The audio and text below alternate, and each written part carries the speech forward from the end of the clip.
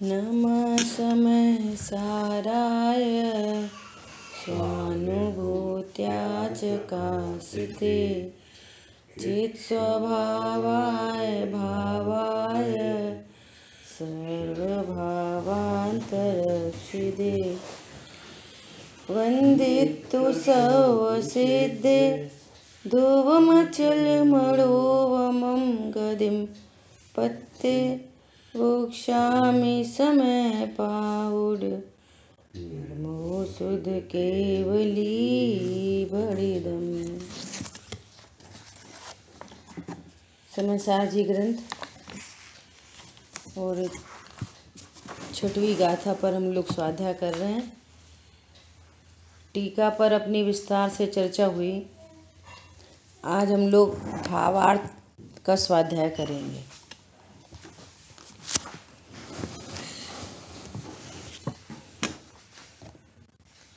देखो, अशुद्धता पर द्रव्य के संयोग से आती है। उसमें मूल द्रव्य तो अन्य द्रव्य रूप नहीं होता, मात्र परद्रव्य के निमित्त से अवस्था मलिन हो जाती है। अब देखो, वस्तु अनेकांतमयी है ना। अनेकांतमयी वस्तु का स्वरूप जानना चाहिए। तो कैसी है अनेकांतमयी वस्तु? इसमें 2 स्वभाव, एक द्रव्य स्वभाव और एक पर्याय स्वभाव। तो यहाँ पर जो पर्याय है इसको क्या कहते हैं? इसको अवस्था कहते हैं। पर्याय कहो, अवस्था कहो, परिणमन कहो, कार्य कहो, सभी एकार्थवाची हैं। तो यहाँ पर क्या कह रहे हैं कि पहले चर्चा हो गई कि इस जीव ने अनादिकाल से अपने एकत्व विभक्त स्वरूप को नहीं जाना। राग द्वेष की उत्पत्ति हुई। राग द्वेष की उत्पत्ति हुई तो अनंत कर्मों का बंध हुआ प्रति समय, चाहे वो पूजा पाठ स्वाध्याय का काल हो और चाहे खाने पीने लड़ाई झगड़े का काल हो। हर समय ज्ञान स्वरूपी भगवान आत्मा नहीं जाना तो प्रति समय बंद हुआ। ये पूरी चर्चा हो गई। अब ये कह रहे हैं कि अब इन कर्मों का उदय आ रहा है। कर्म का बंधन हुआ। अब कर्म अपनी स्थिति पर्यंत बनते हैं और फिर उनका उदय आता है। अब कर्म का उदय हुआ तो कह रहे हैं कि परद्रव्य के संयोग से अवस्था मलिन हो जाती है। तो अवस्था मलिन, अवस्था मतलब कि पर्याय में राग द्वेष उत्पन्न होते हैं।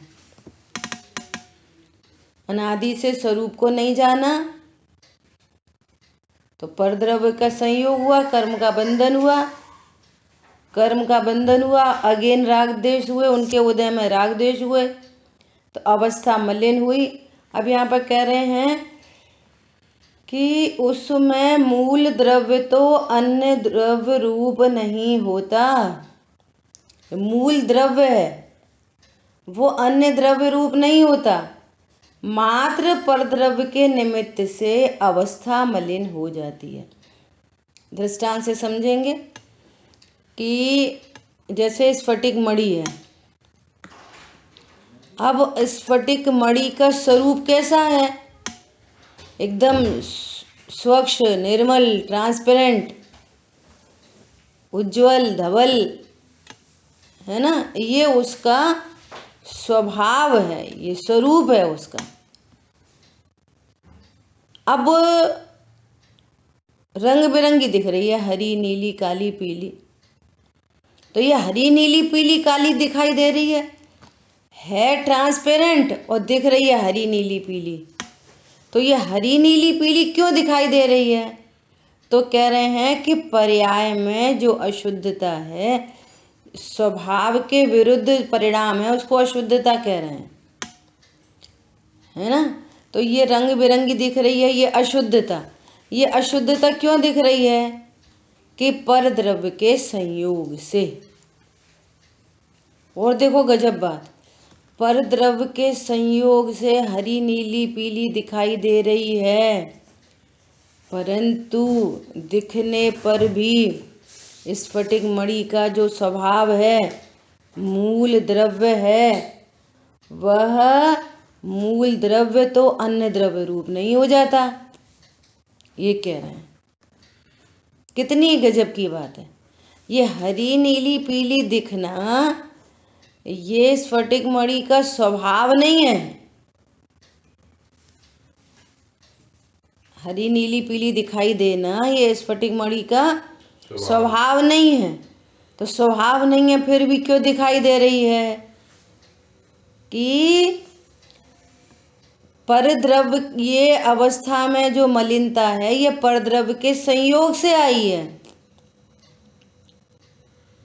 वो संयोग से हरी नीली पीली दिखाई देने पर भी, हरी नीली पीली दिखने पर भी कितनी गजब बात है, उसमें मूल द्रव्य तो अन्य द्रव्य रूप नहीं होता। स्फटिक मणि रहती है, हरी पन्नी के कारण वो हरी दिखाई दे रही है, लेकिन स्फटिक मणि तो हरी पन्नी नहीं हो गई, अन्य द्रव्य रूप तो परिणमित नहीं हो गई। तो कितने सारे इसमें सिद्धांत निकल रहे हैं कि जो मूल द्रव्य है वो कभी भी अन्य द्रव्य रूप नहीं होता। मूल द्रव्य क्या है? कि मैं जीव द्रव्य हूं, है ना। ये जीव द्रव्य कभी भी अचेतन द्रव्य रूप नहीं होता। परद्रव्य के संयोग से अवस्था भले मलिन दिखाई दे रही है, परंतु मूल द्रव्य अन्य द्रव्य रूप नहीं होता। इस जीव को परद्रव्य के संयोग से एक इंद्री, दो इंद्री, तीन इंद्री, चार इंद्री, पंचेंद्री कहा जा रहा है। अवस्था मलिन दिखाई दे रही है, परंतु मूल द्रव्य, देखो शब्द क्या है, मूल द्रव्य शरीर रूप नहीं होता, पुद्गल रूप नहीं होता। अभी क्या कह रहे हैं कि पर्याय में राग द्वेष भाव दिखाई दे रहे हैं, लड़ाई झगड़ा, खाना पीना, पूजा पाठ, व्रत नियम संयम, दोनों शुभ अशुभ परिणाम दिखाई दे रहे हैं पर्याय में। ये पर्याय, ये जो राग द्वेष हैं ये भी परद्रव्य के संयोग से आती है। ये अशुद्धता भी कर्म का उदय निमित्त है, और ऐसा होने पर भी अगेन मूल द्रव्य तो अन्य द्रव्य रूप होता नहीं है। मूल द्रव्य शरीर रूप नहीं होता और मूल द्रव्य रागादि रूप नहीं होता। और यहाँ पर आचार्य भगवान संयोग शरीर की बात नहीं कर रहे, आचार्य भगवान तो रागादि की बात कर रहे हैं। लेकिन अपन समझने के लिए स्वरूप को नहीं जाना, कर्म का बंधन हुआ, कर्म का बंधन हुआ, उदय आया, और कर्म का उदय दो प्रकार से उदय में आता है, घाती और अघाती। अघाती कर्म के फल में शरीर की प्राप्ति हुई तो अवस्था मलिन दिखाई दे रही है, लेकिन मूल द्रव्य शरीर रूप नहीं होता। कभी भी जीव एक इंद्री, दो इंद्री, तीन इंद्री, चार इंद्री नहीं होता, भले अवस्था में मलिनता दिखाई दे रही है, भले उसका संयोग दिखाई दे रहा है। और इसी प्रकार घाती कर्म के उदय में राग आदि परिणाम हो रहे हैं, परद्रव्य के संयोग से राग आदि परिणाम हो रहे हैं, परंतु इन राग आदि परिणाम के होने पर भी मूल द्रव्य तो अन्य द्रव्य रूप होता नहीं। मूल द्रव्य न शरीर रूप होता, न कर्म रूप होता, और न राग आदि रूप होता। ऐसा भावार्थ का वो कह रहे हैं, इसका भावार्थ कर रहे हैं। मूल गाथा क्या चल रही है कि मैं एक ज्ञायक भाव हूँ, जो ज्ञायक भाव न प्रमत्त होता और न अप्रमत्त होता। देखो अभी प्रमत्त पने की बात हुई, और यहाँ अप्रमत्त में भी ये वाली बात घटित हो रही है कि जो पर्याय में जो रत्नत्रय प्रकट हुए, पर्याय में जो रत्नत्रय प्रकट हुए, वे रत्नत्रय भी कर्म के अभाव से प्रकट हुए हैं। मूल द्रव्य तो अप्रमत्त रूप भी नहीं होता। बोलो, जब अप्रमत्त रूप नहीं होता तो प्रमत्त भावों की कौन कथा करे? विचार करो। पंडित साहब ने लिखा है ना, जहाँ छायक भाव भी भिन्न दिखे वहाँ अन्य भाव की कौन कथा। मतलब अब यहाँ पूरा प्रैक्टिकल अप्रोच है। ये मैं एक ज्ञायक भाव हूँ, देह की क्रिया ऐसी हो गई, ऐसी ऐसी क्रिया हुई। अरे कल भी दादा का प्रवचन सुन रहे थे रात को, तो उन एक बात आई कि देह जीव जुदा देह जुदा, यही तत्व को सार। तो बोले आत्मा और देह भिन्न भिन्न है। तो इस भिन्न भिन्न में कितनी बातें गर्भित हैं। तो वो तो बार बार ऐसा बोलते हैं क्या कि ये जीव है सो मैं हूं। तो जीव में अपनापन, जीव और देह, आत्मा और देह जुदा जुदा है, तो बना रहने दो जुदा जुदा। स्व में स्व अपनापन, यह भेद विज्ञान। स्व में अपनापन, ये जो आत्मा है सो मैं हूं। स्व को स्व जानना, पर को पर जानना, ये भेद विज्ञान है। पर वो स्व है कौन? तो ये लग रहा है ये स्व है, स्व हमारा अपनापन है, ये भेद विज्ञान हो गया। स्व में अपनापन, स्व कौन है? भेद ज्ञान किसको करना है? अपन को। तो अपन मतलब कौन? वो आपको आप रूप जानना। एक बात, स्व में अपनापन, यह मैं हूं, इसका नाम भेद विज्ञान। और पर में परायापन, बस पर में परायापन, दो बातें हो गई।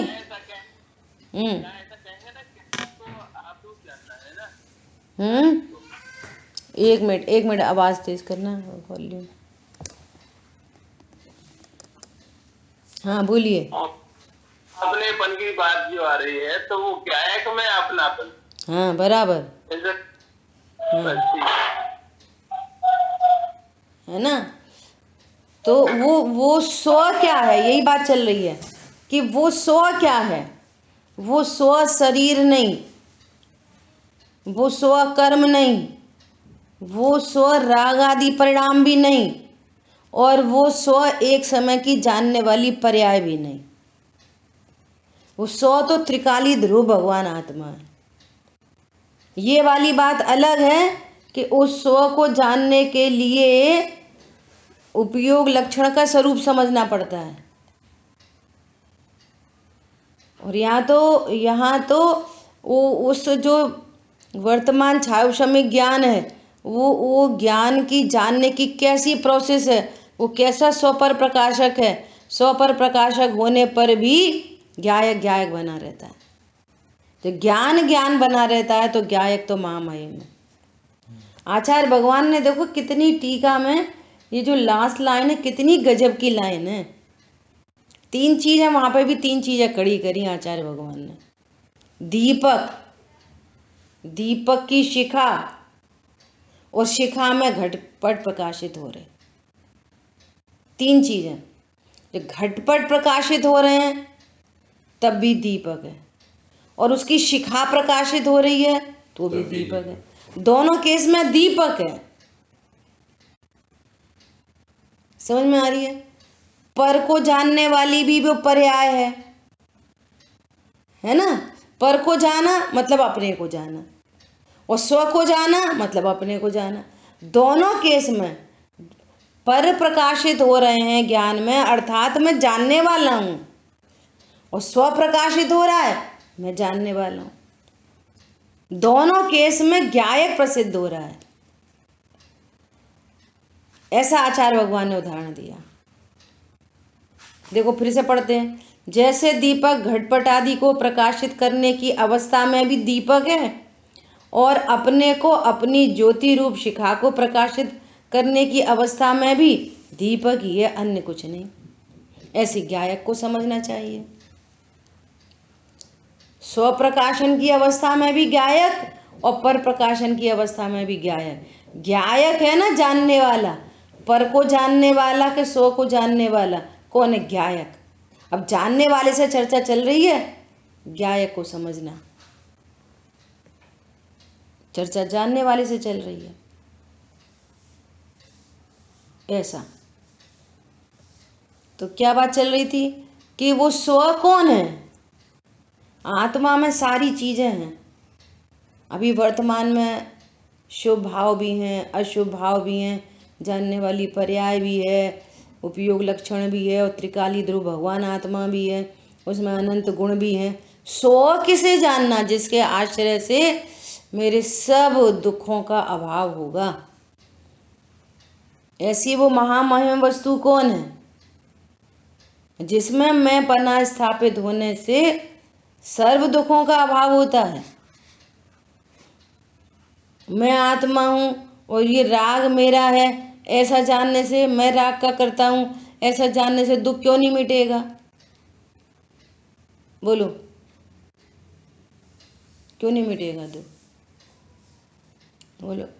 जो स्वयं दुख रूप है, दुख रूप पर्याय का लक्ष्य करने से दुख ही उत्पन्न होगा। एक बात। दूसरी बात कि वो क्षणिक है, उसका लक्ष्य नहीं हो सकता।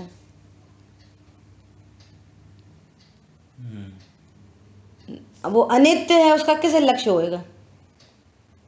और यहाँ पे गायक ध्रुवात्मा सदा एक रूप है।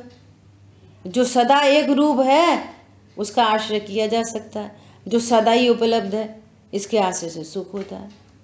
सीधी सीधी बात है एकदम। जो बार बार अदल बदल जाए, जो खुद ही दुख रूप हो, लौकिक में भी। एक व्यक्ति सामने से चला आ रहा, उससे लोग बचने की कोशिश कर रहे हैं। कि क्यों कर रहे हैं? अरे इसके पास खड़े होंगे, जे हर समय अपना रोना ही रोता रहता है। पर समझ में आ रहा है? लौकिक में भी रोने वाले के पास कौन खड़ा हुआ है? अरे इससे क्या बातें कराएं, ये कभी कुछ बोलता है कभी कुछ बोलता है। इसकी बातें तो हमेशा अदलती बदलती रहती हैं। 100 वचन बातें थी, वो अभी हाल कुछ बोलेगा, अभी हाल कुछ बोलेगा। उसके पास कौन खड़ा होता है? लौकिक में भी ऐसी ये पर्याय हैं, अदलती बदलती पर्याय हैं, एक समय की पर्याय हैं, क्षणिक है। त्रिकाली ध्रुव शाश्वत है, सदा है, एक रूप है। आचार्य भगवान इसको कहते हैं सुख स्वरूप है, आनंद स्वरूप है, निर्विकल्प स्वरूप है। उसका आश्रय किया जा सकता है। वही मैं वास्तविक वस्तु हूं, ऐसा। स्व में अपनापन और पर में परायापन। अब ये सब पर हैं। संयोग, शरीर, कर्म, कषाय और जानने वाली पर्याय। और यहाँ तो अप्रमत्त भाव को भी पर कह रहे हैं। क्यों? वो भी क्षणिक है। उनके आश्रय से नई शुद्ध पर्याय नहीं प्रकट होती। उनके वे भी उत्पन्न हुई, अभाव हुआ, इसलिए उनका भी आश्रय नहीं किया जा सकता।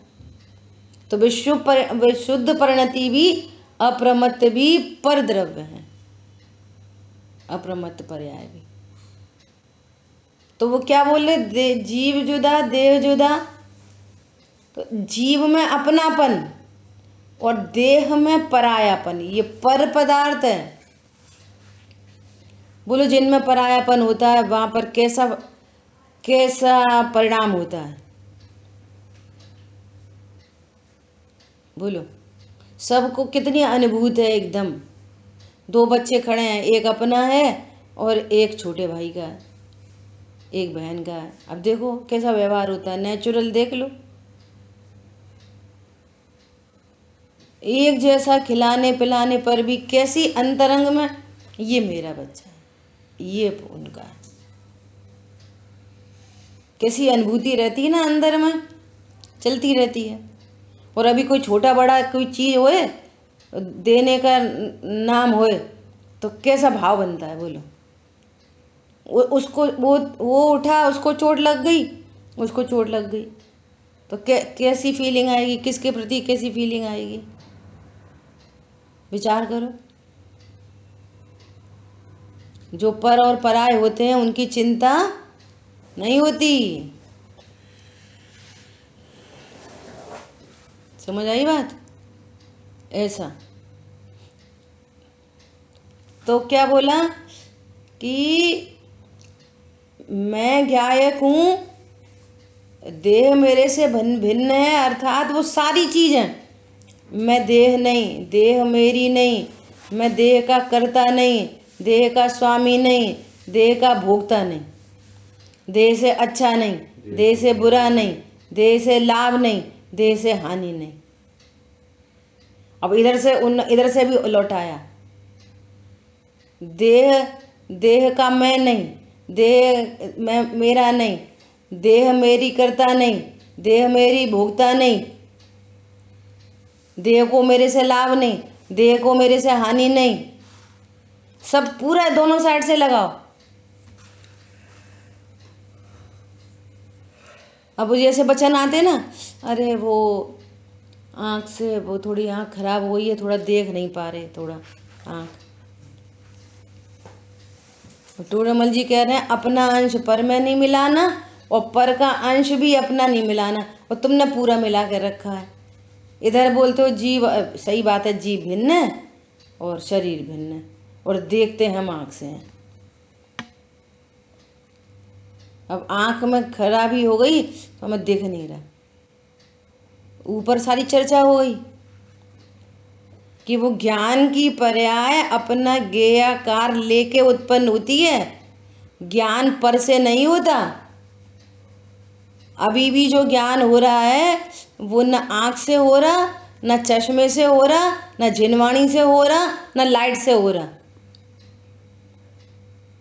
जिसको अभी इतने लोग सामने बैठे हैं, जिसको जितना ज्ञान उत्पन्न हो रहा है वो अपने स्वयं के ज्ञेयाकार से वो पर्याय उत्पन्न हो रही है, अपने ज्ञेयाकार को लेके।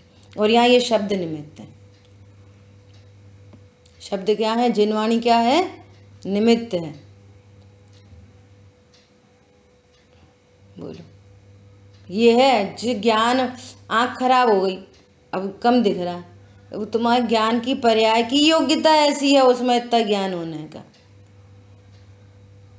और निमित्त सदा अनुकूल होते हैं। ये है भेद विज्ञान। जीव जुदा और देह जुदा। हरी बात ख्याल में? ऐसे यहाँ पर कह रहे हैं जीव जुदा और राग जुदा। जो रागादि परिणाम है, ये अशुद्धता, ये पर द्रव्य के संयोग से आती है, और ऐसे ये होने पर भी मूल द्रव्य अन्य द्रव्य रूप नहीं होता। अभी स्फटिक मणि को देखो, स्फटिक मणि डिब्बी में रखी है, स्फटिक मणि डिब्बी हो जाती है। स्फटिक मणि, उसके नीचे हरी नीली पीली पन्नी रखी है। स्फटिक मणि हरी नीली पीली दिखाई, अवस्था मलिन दिखाई देने पर भी न तो वो हरी नीली पीली हुई और ना वो पन्नी रूप हुई। मूल द्रव्य तो अन्य द्रव्य रूप होता नहीं। बोलो, ज्ञायक तो ज्ञायक रहता है, ज्ञायक अन्य द्रव्य रूप होता नहीं। ज्ञायक संयोग रूप नहीं होता, शरीर रूप नहीं होता, कर्म रूप नहीं होता, और अपनी ही पर्याय में उत्पन्न होने वाले जो रागादि विकारी भाव हैं, इन रूप नहीं होता। तो दृष्टि स्वभाव सन्मुख हो गई। ये पॉजिटिव अप्रोच। द्रव्य दृष्टि से तो द्रव्य जो है वही है। द्रव्य दृष्टि एक है, द्रव्य और एक है दृष्टि, दो चीजें हैं। द्रव्य कैसा है? द्रव्य पर्यायात्मक। अब जो ज्ञान द्रव्य को मुख्य करके देखे, अब पर्याय है वहां पर, द्रव्य की मुख्यता से देखे और पर्याय को गौण करे, तो उसको कह रहे हैं द्रव्य दृष्टि।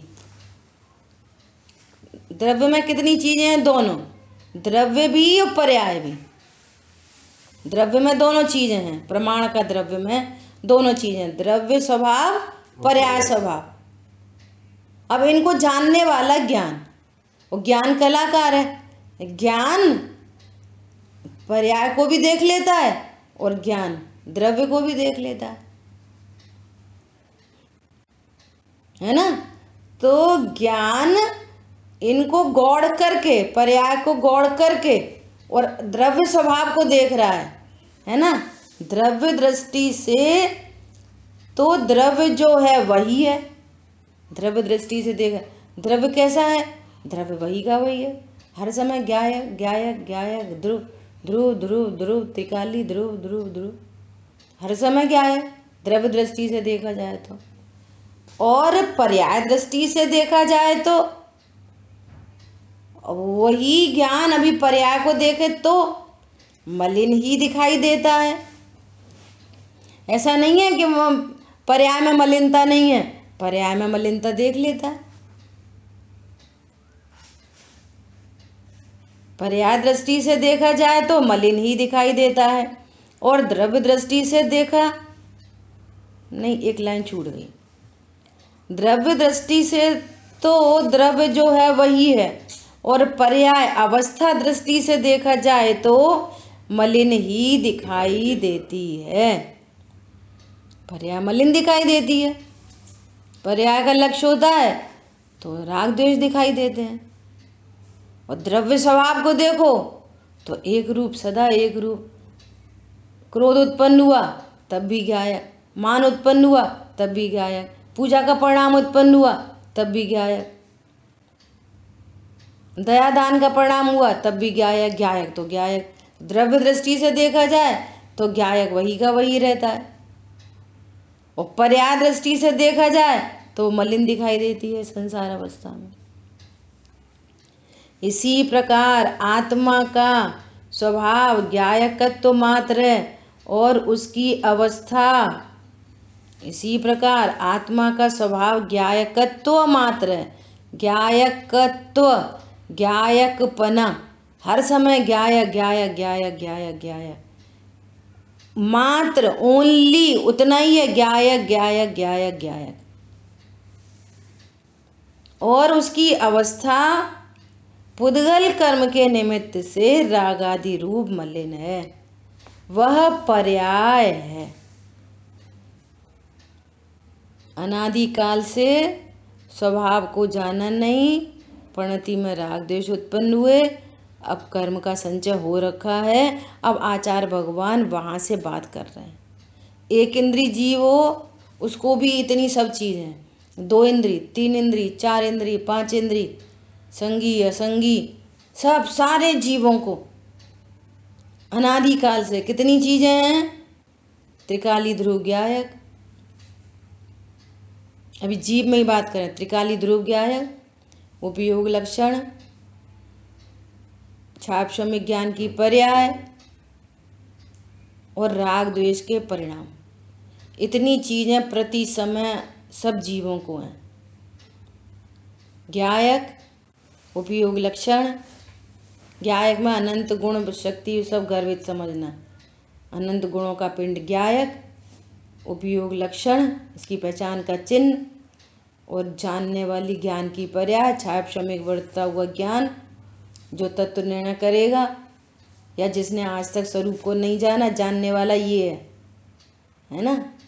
और परिणति में राग आदि भाव, कर्म का संचय हो रखा है, कर्म है तो शरीर भी है संयोग रूप से, है ना। इतनी चीजें हर समय है, और जीव में इतनी चीजें हैं प्रति समय।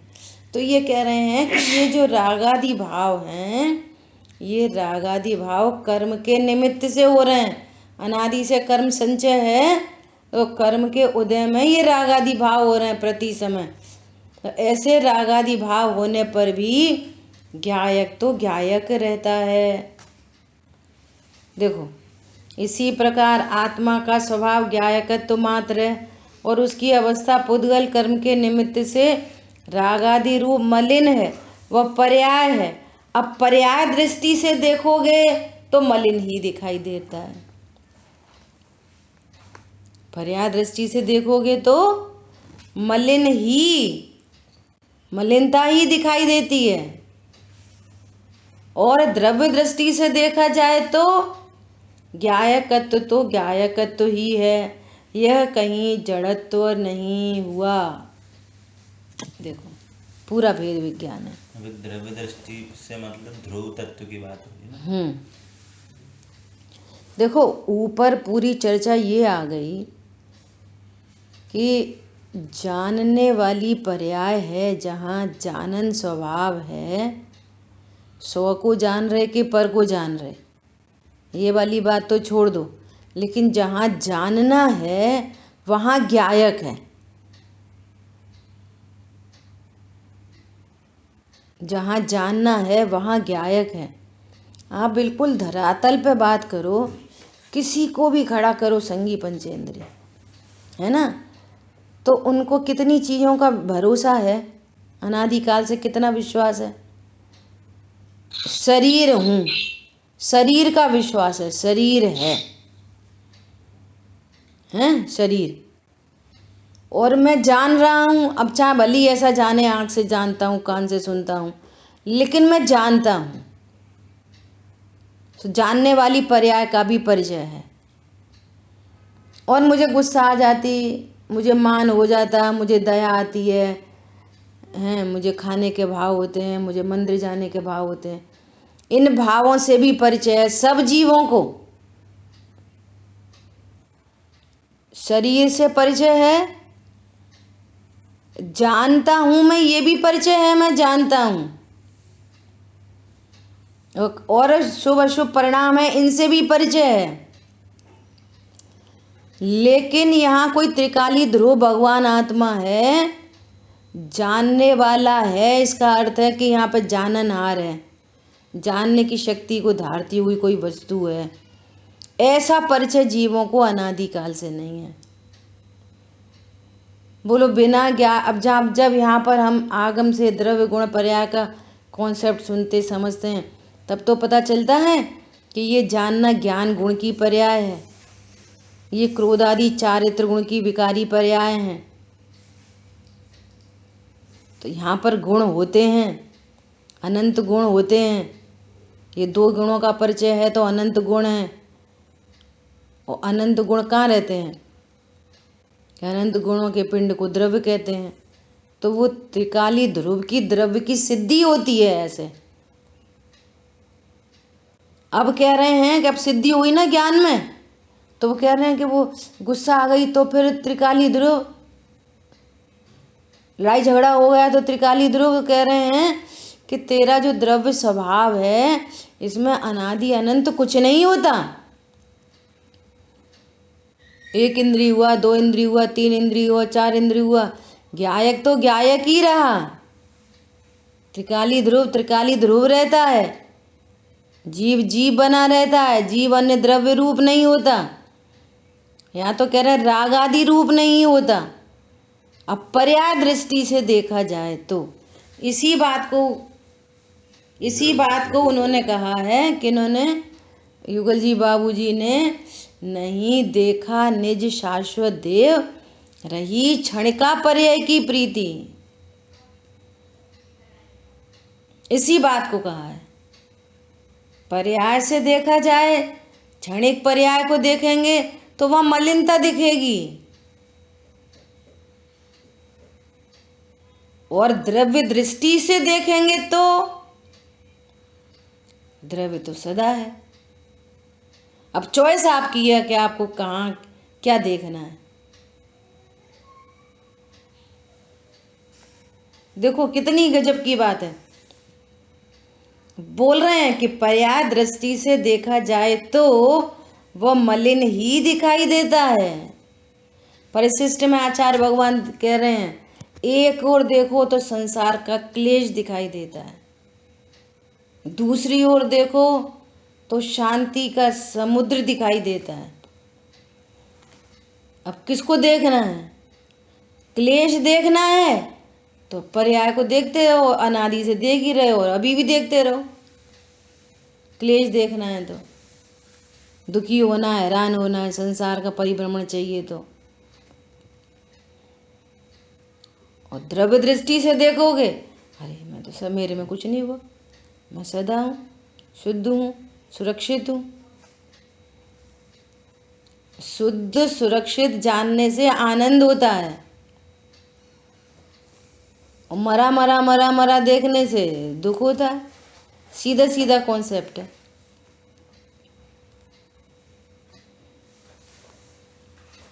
कितनी बड़ी बात है।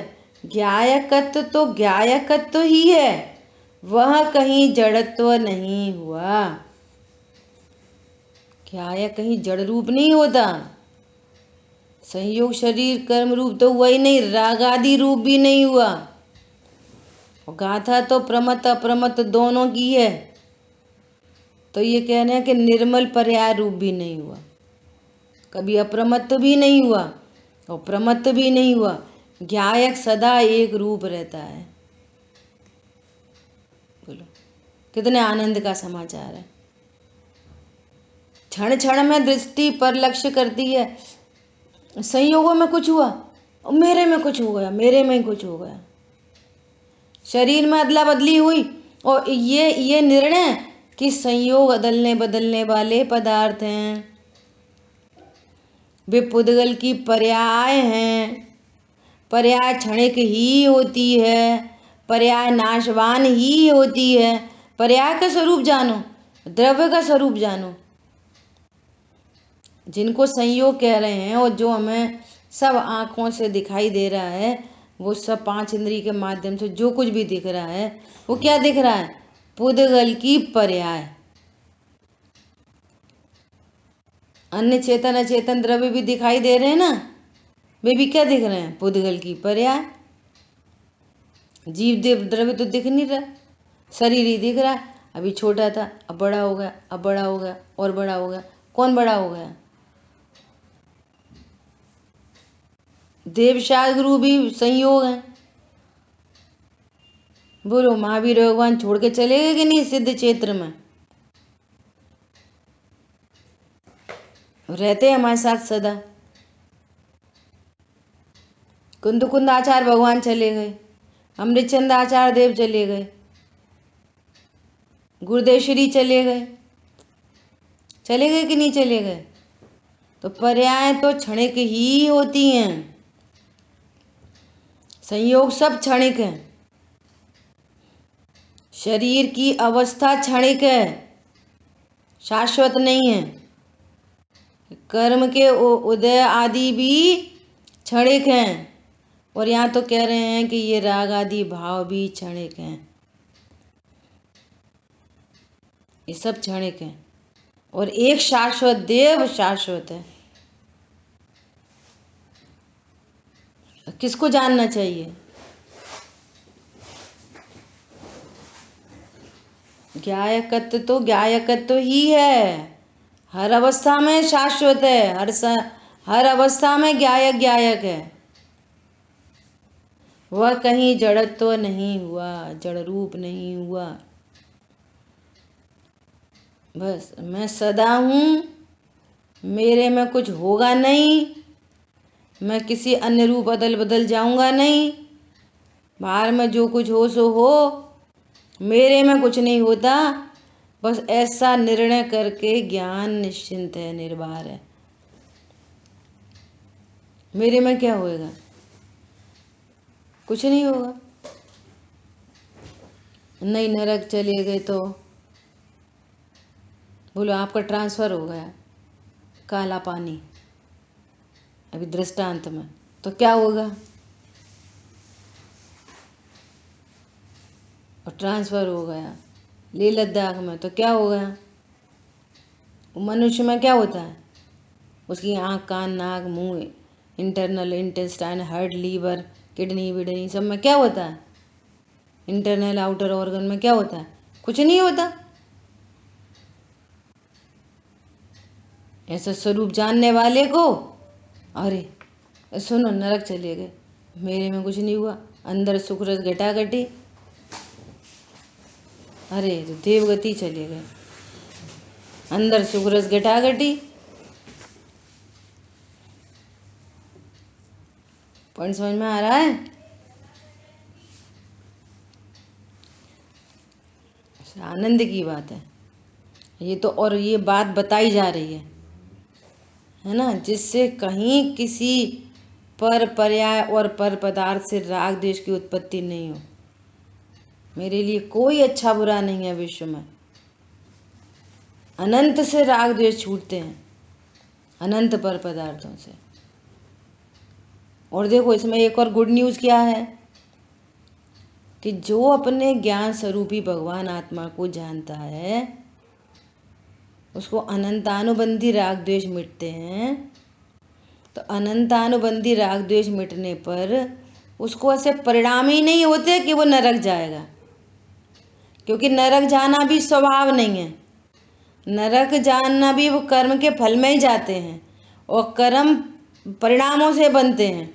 और जिसने गायक स्वरूपी भगवान आत्मा का निर्णय अनुभव किया है, इसको भाव ही नहीं होते, भाव नहीं होते तो उधर जाता ही नहीं है।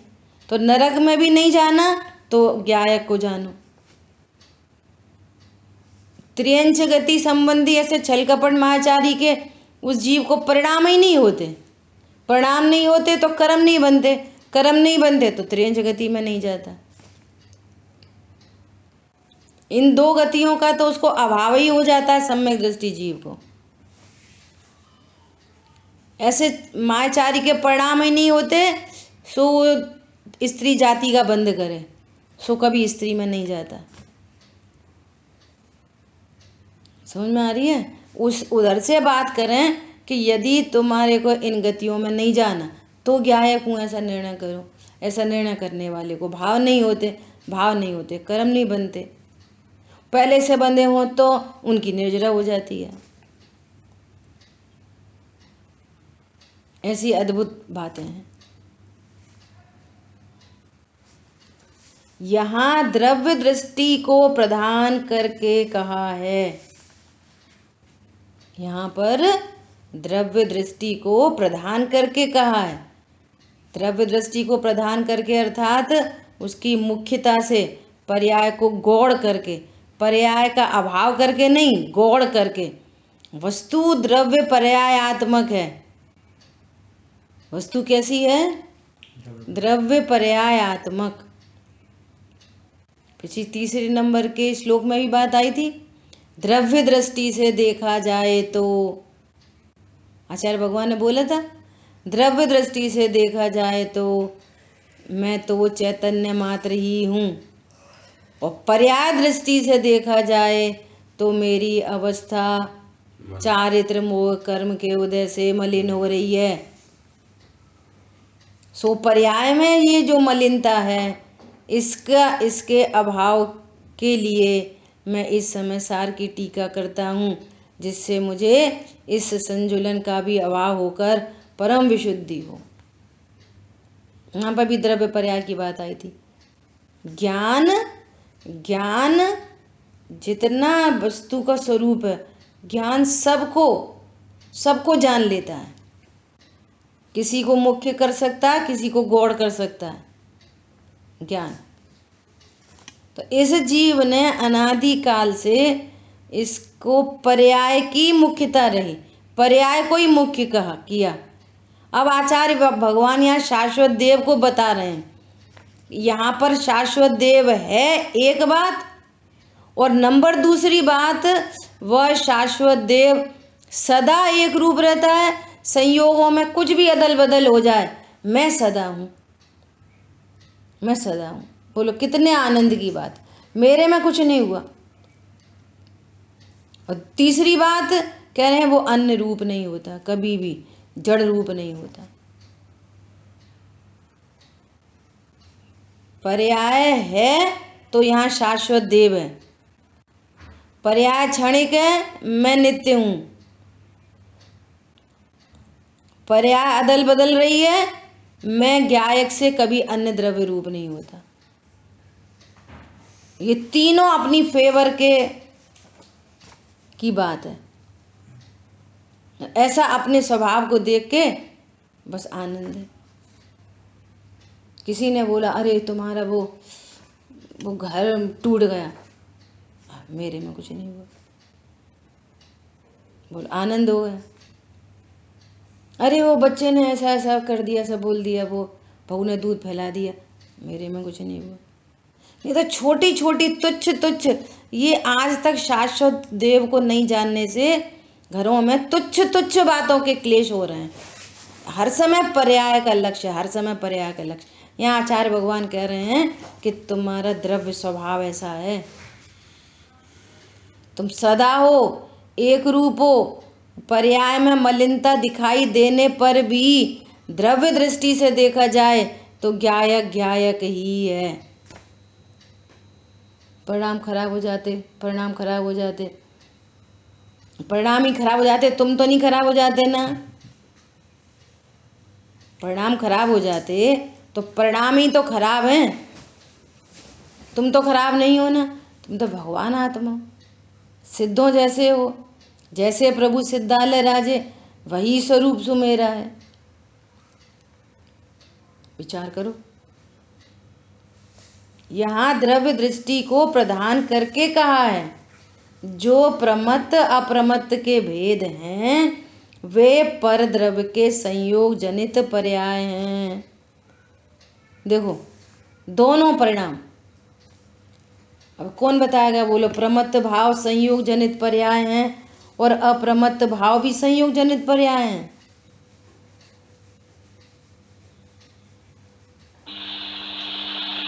बोलो। दोनों।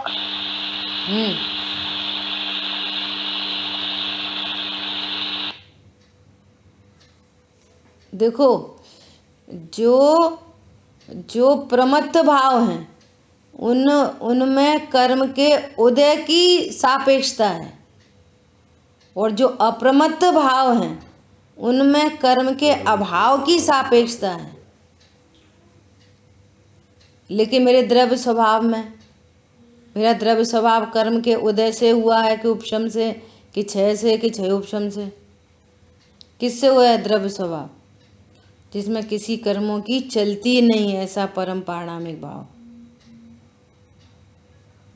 द्रव्य स्वभाव से देखा जाए तो जो प्रमत्त परिणाम है उनमें कर्म का उदय लागू पड़ता है, और जो अप्रमत्त भाव हैं उनमें कर्म का उपशम क्षय आदि लागू पड़ता है। तो वे कह रहे हैं कि वे दोनों प्रकार की पर्याय पर संयोग जनित हैं, पर संयोग जनित हैं। लेकिन त्रिकाली ध्रुव भगवान आत्मा हूँ द्रव्य दृष्टि से अति पवित्र, हूँ द्रव्य दृष्टि से अति पवित्र, परिणति ही मात्र अपावन है। द्रव्य दृष्टि से देखा जाए तो मैं अति पवित्र हूँ। वो पर्याय अपवित्र है, पर्याय अपवित्र होने पर भी मैं पवित्र हूँ। और जिस ज्ञान ने ऐसा जाना कि मैं परम पवित्र पदार्थ हूँ, तो वो पर्याय भी पवित्र हो गई। क्या बोला? जिस ज्ञान ने ऐसा जाना कि मैं द्रव्य दृष्टि से अति पवित्र हूँ, तो वो पर्याय कैसी हो गई? वो पर्याय भी पवित्र हो गई। ऐसा ज्ञान पवित्र, ऐसी श्रद्धा पवित्र, और चारित्र की पर्याय में राग आदि का भाव होने से उसमें वीतराग प्रणति प्रकट हुई, वो भी पवित्र हो गई। अरे बात समझ में? और पर्यायों को देखकर और ये ऐसा जाने कि मैं अपवित्र हूँ, तो क्या कह रहे हैं? चिर से ही पर में भ्रमित हुई। चिर से, अनादि काल से पर में भ्रमित है। अशुद्धता पर द्रव्य के संयोग से आती है। अनादि से, चिर से ही पर में भ्रमित हुई तो परिणति में अशुद्धता उत्पन्न होती है, अज्ञान मोह राग द्वेष उत्पन्न होते हैं। और मैं द्रव्य दृष्टि से अति पवित्र हूँ ऐसा जाना, तो सम्यक ज्ञान, ऐसा विश्वास और इस पूर्वक आनंद प्रकट हुआ, तो पर्याय पवित्र हो गए। इस प्रकार से हम सबकी परिणति में भी पवित्र पर्याय प्रकट हों, इसी मंगल भावना से जिन वाणी के ज्ञान से सूझे लोकालोक सो वाणी मस्तक नमो सदा देते हो। बोलिए द्वार श्याम वही जिन